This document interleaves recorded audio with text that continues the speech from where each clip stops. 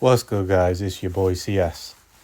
Today is Monday, the 8th of July, and we're just going to dive into a few charts here and see what's going on because we are getting a Monday pump already.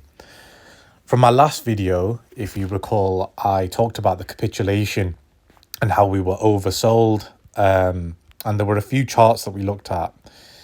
I think this one is the one that I wanted to keep focus on, which is within this descending channel, which is something we've actually been abiding by. So we stuck in this channel quite religiously, and I didn't really want to talk about this pink line until a bit later on, but as you can see, this is a massive well, it's not a megaphone pattern, but it's a trend line pattern with support and resistance on the weekly. And as you can see, we've tested it numerous times, and we actually came and broke it last week. And I was a bit surprised we didn't actually bounce off it, and it just seemed that the whole market was oversold. There was a lot of longs going in with 100x as usual and get liquidated and just causing the restart to occur a bit later. So here we are now. We're back in our descending channel, and we're literally just hitting against that weekly resistance now. And so we need to flip this and then maybe use it and test it as support. But the overall vision hasn't changed. It's really trying to break out of this channel. And as you can see on this other chart, we bounced off the spider lines again. So another reputable chart. But this is the one on a daily time frame. So we've had 1, 2, 3 touches, and I'm just basing this off history, that normally when you have 3 touches, it's usually the final touch. I mean, there could be a 4th touch and a 5th touch, but usually it gets weaker and weaker every time. So I'm not saying for certain that we're going to come up here and we're going to break it. I hope we do, and then we, have a retest and then bang, go up. It would put us within, August, September range if we were hovering around here, which would be great.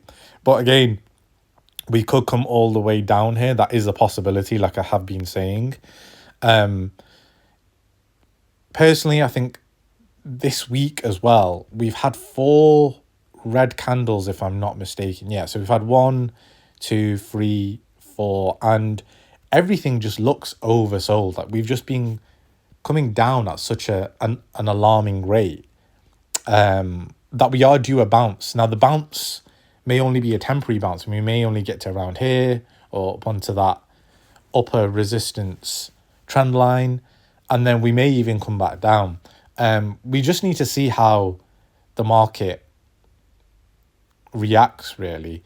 Everything depends on Bitcoin, and that's the main ethos that we need to get into our head, that all these meme coins can blow. And like I even said on here, I think this is one of the most important tweets I've put out, which is, the Bitcoin is getting a temporary slap.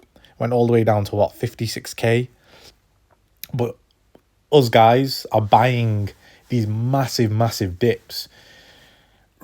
Remember, emotions. You need to get your emotions in check when you're playing with markets like these ones. Unless you're buying in spot, but mostly those of you who want to learn leverage trading, you need to know where the support and resistance lines are, what kind of channel, whether you're using specific indicators like Fibonacci, Elliott wave patterns, whatever it might be that you're accustomed to.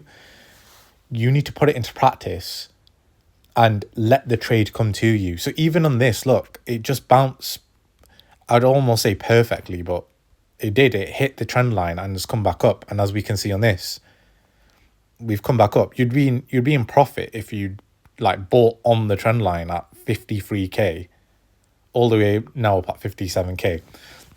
So all these coins as well can move up 15 to 20% if you're in a really good coin like Brett, Ponky, Casper. And you know what? Let's go out of this. And look, Brett's already up 14%. Ponky's up 15%. Casper's not really done much, but if you could see the Casper chart from, just look at that. It's just so bullish. It it really can't even get out of this weekly resistance now that we're in. Excuse me. And so when you're looking at charts to go long on, if you're really serious about leverage trading and 50xing and all that kind of stuff, like I am, I only put a bit of money that I don't mind getting liquidated on. So like, as you've seen with my let's say the the Brett one, the infamous Brett one, like I've put in, I think, around $500-$600 into this trade here, and it's up 14 grand. I'm not going to sell this anytime soon until Brett goes into, you know, I don't know, maybe like over 40-50 billion. I might start taking some profits then. It all depends on where the market is, where we are, and what we're looking at. Same with Ponky. Like I've put in, I think, $150. I'm up 756. I don't care if I get liquidated. I will then find another entry. Same with Casper. Look, Casper, I was up yesterday. I was down, I think, probably this morning when it was at 15.9, and now I'm back up $27. It's the same ethos I have for everything. So let's look at my Phemex account, because I had to get rid of my Kraken because Kraken have put different jurisdictional rules now on the UK. So if you are a UK trader, be wary of Kraken Pro, because they are making you do all this kind of KYC, and I think it might be linked to other things as well. So just be wary. But again, same thing. I didn't even get the best entry on Brett. Well, actually, I did. I bought at just around 0.1, but then I staggered back in because we hit the resistance. The support line, and I thought we may go even higher. But look, these are the main coins that I have that you guys can look at. So like Brett, let's look where we are now. We've tested off this and we've just smashed through resistance here, which is where I originally bought around here, which obviously changed my average amount. But we should now be seeing resistance here again get tested at 13634 if Bitcoin is bullish this week. But as you can see, all patterns are pointing to this diagonal trend line, which is a flag, a falling wedge, whatever you want to call it, where ultimately we want to break out of. So we want to see something like and then break through, maybe retest, and then bang, go straight up, right? That's what we want to ideally see. And practically all the charts are very, very much the same. Oops. Floki, I've got mainly spot, but Floki is one of the most deadliest leverage long trades you can play with, as in it can spike down, it can nuke down, but it can also at the same time spike. It could literally go around here within 2 to 3 days. It's one of those coins that just goes wild. Wojak, if you're not in Wojak and you're a leverage trader, I'm disappointed. I can't trade Wojak anymore, unfortunately, so I've had to go into spot. But if I go on the weekly, this is just a Casper chart on a meme.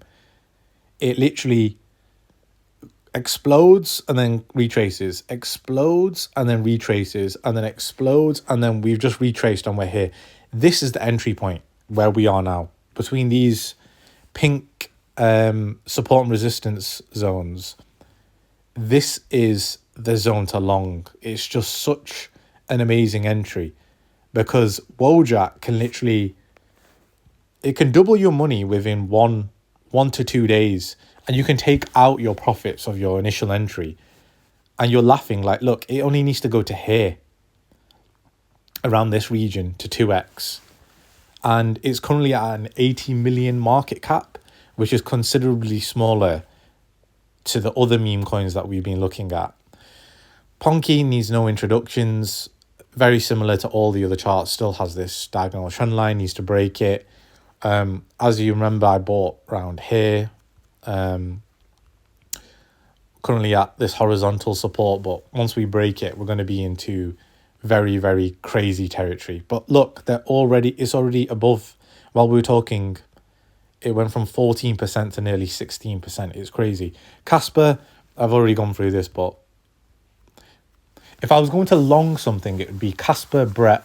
In this order, it would be Casper, Brett, Ponky, and then probably Wojak. Wojak's chart is unbelievable. And then finally, we'll just go into the Wolf trade that I'm in. So as you can tell, this is a beautiful entry which I put in the Telegram for you guys. We're already here. Yeah, it came down, but as you know, my liquidation price was around here somewhere. I think it was 779. So we're cool. So this here, you know, it's not really done anything at the moment. It's only at 2%. I suspect Wolf will get a crazy move to the upside in due course. But again, these are just entries that I've just been alluding to the past couple of days. Well, not past couple of days, past couple of weeks. Past week of not being around, I do apologise. I'll try to get through to all the PMs. But yeah, this is where we're at currently. This could be a temporary bounce, but look, we're already breaking this huge horizontal pink line, which historically, as you can see, we just can't break it. 1, 2, 3, 4, all up on 60k. So that's where we're heading now. We're heading to 60k, and we do ideally need to reclaim that level, because that's the previous high on the monthly, on which Bitcoin's all-time high was in November 2021. So ideally, we do want to get closer to that region. But look, at the end of the day, as I've been saying to you, don't act. Everything has to do with psychology, the psychology of your mind. Stop looking at the charts all the time. All you need to have is an entry point. Study whether that entry point is what you'd be happy with. Once you've entered, see what your liquidation price is, or set a stop loss and set take profits as well. Personally, myself, I'm not taking any profits until we're fully in alt season. I'm just so confident with Brett, with Ponky, with Casper on longs that I don't see any reason to take profits.